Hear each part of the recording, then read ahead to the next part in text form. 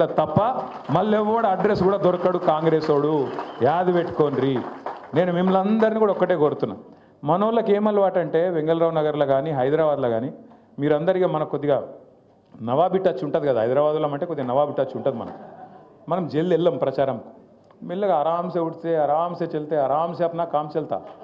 सुबह सुबह 9 बजे मीटिंग बोलते कैसे आना रे भाई, रात को 2 बजे सोए कैसे उठना, ఈ టైప్ ఉంటాం మనం. ఈ ఒక్క 2 నెలలు దయచేసి కొద్దిగా టైంకి వండుకోండి, టైంకి లేవుర్రి, జర్ర కష్టపడుర్రి దయచేసి. నెంబర్ 1 రిక్వెస్ట్, మీకు పడదామా వద్దా? ఆ పొజిషన్లు ఉన్నాం కాబట్టి మళ్ళీ పొజిషన్లకు రావాలంటే లగాయించి పని చేస్తేనే అవుతుంది తప్ప మనం డైలాగులతో కాదు. నెంబర్ 1.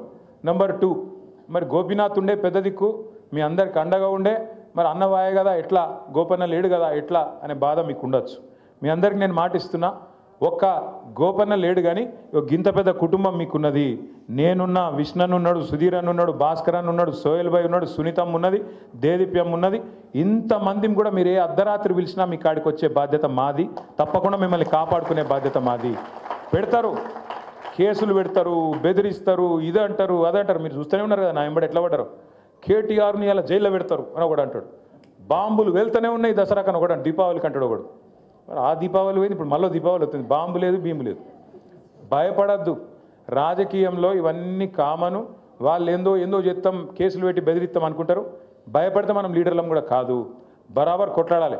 ఒక పీజేఆర్ కొట్లాడినట్టు, ఒక కేసీఆర్ కొట్లాడినట్టు, ఒక గోపీనాథ్ కొట్లాడినట్టు బరాబర్ మనం గల్లీలో నిలబడాలి. అన్యాయానికి ఖిలాఫ్గా మాట్లాడాలి, కొట్లాడి నిలదీసి మన పార్టీని మళ్ళొక్కసారి గెలిపించుకోవాలని చెప్పి నేను విజ్ఞప్తి చేస్తా ఉన్నాను.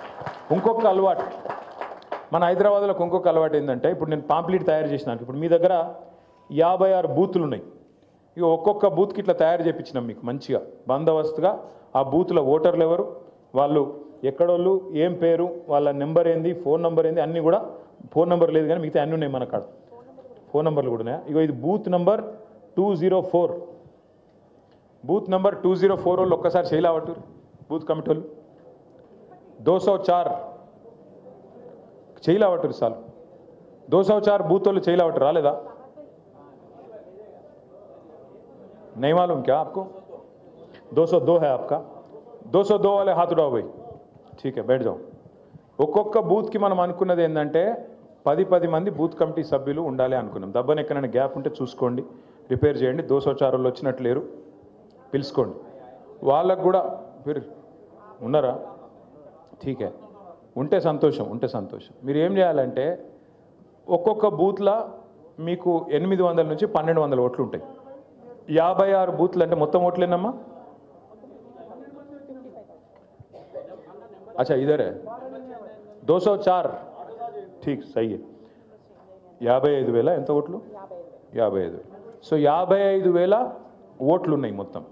56 బూత్లు ఉన్నాయి అంటే 800. आराम से खामोश भाई, बात करने दो जावेद भाई, बात करने दो. సో 56 బూత్లు ఉన్నాయి, 56,000 ఓట్లు ఉన్నాయి. అంటే 800 నుంచి 1200 ఓట్లు ఒక్కొక్క బూత్లో ఉన్నాయి. ఇప్పుడు మనం ఏం చేయాలి? ఎలక్షన్ ఇంకో నెలకో, నెలన్నరకో, 2 నెలలకో ఉంటుంది. మనం ఏం చేయాలంటే మొత్తం వెంగళరావు నగర్ డివిజన్ యుద్ధం అంతా మనం చేయలేము. ఎవరు ఇస్తా వాళ్ళు వంచుకోవాలి. ఒక 25 ఇండ్లకు ఒకరు బాధ్యులు ఉంటారు. 25 ఇండ్లు అంటే 100 మందికి ఒకరు, 100 ఓట్లకు ఒకరు బాధ్యత ఉంటుంది.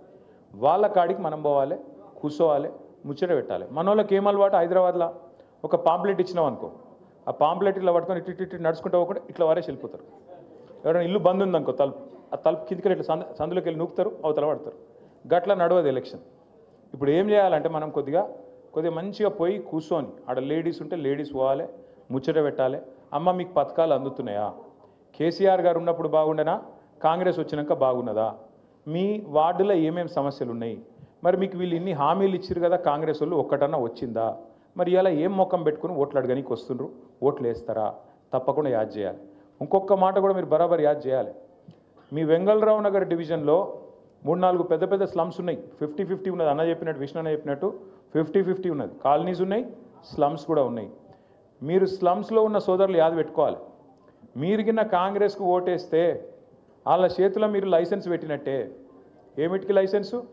బుల్డోజర్ వచ్చి మా ఇల్లు ఊలగొట్టరా అబ్బాయి అని చెప్పి పిలుచుకున్నట్టు. ఆ బయల్ ముజే మారంటారు చూడు, తెలుసా? హైదరాబాద్లో కావాత్ ఉంటుంది, ఆ బయల్ ముజే మారని ఒక లైసెన్స్ ఇచ్చినట్టే లెక్క.